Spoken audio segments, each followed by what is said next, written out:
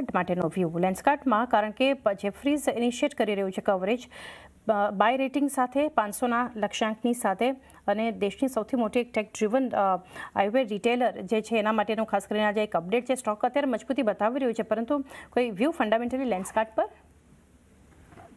પાયાના મતે તો કવરેજ કરી નથી ચાંદી, અને આપણને ઇતિહાસ બી ખબર છે. 20 ગણો મારા ખ્યાલથી સબસ્ક્રાઇબ થયેલો લેન્સકાર્ટનો આઈપીઓ, અને પછી લિસ્ટિંગ પર આપણને શું પ્રતિક્રિયા મળેલી એ બી જોવા મળી. અને હાલમાં જે ભાવ છે એ મારા ખ્યાલથી જે આઈપીઓ ભાવ હતો એના કરતા દૂર નથી. 402 કે 403 ની આસપાસ આઈપીઓનો ભાવ હતો ઉપરી સ્તર પર, જેમાં લોકોને શેર મળેલા હતા. ક્ષેત્રમાં પ્રતિસ્પર્ધા બહુ જ મોટી છે ચાંદી, આમાં કોઈ બેમત નથી, ખાસ કરીને અનઓર્ગેનાઇઝ સેક્ટરમાંથી. જે ભાવ પર, જે મૂલ્યાંકન પર લોકોને શેર આપ્યા છે, એ તમે મને પૂછો તો મારા ખ્યાલથી ઘણો મોંઘો લાગે છે. મને નથી ખબર કે આ રિપોર્ટ કયા આધાર પર બહાર પાડી છે.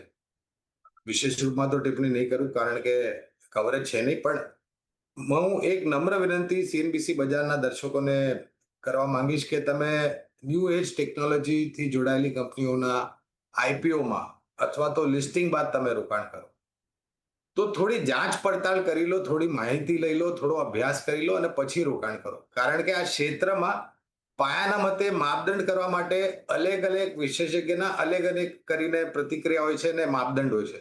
આમાં કોઈ સ્થિર માપદંડ નથી જેનાથી તમે આકલન કરી શકો કે મૂલ્યાંકન બરાબર છે કે નહીં. તો દરેક પાયાના મતે જે વિશેષજ્ઞ છે એમનો અપ્રોચ વેલ્યુએશનને લઈને અલગ અલગ હોય છે. અને જેમ મેં કીધું, અનઓર્ગેનાઇઝ સેક્ટરથી કોમ્પિટિશન બહુ જ ઉપરની તરફ છે, એટલે થોડી સાવધાની રાખ. એક વ્યૂ, થોડું કોશિયસ વ્યૂ અહીંથી લેન્સકાર્ટ માટે, પરંતુ આજે જેફરીઝની આ નોટ બાદ એક ખરીદદારી સ્ટોક બતાવી રહ્યું છે. ગૌરંગજી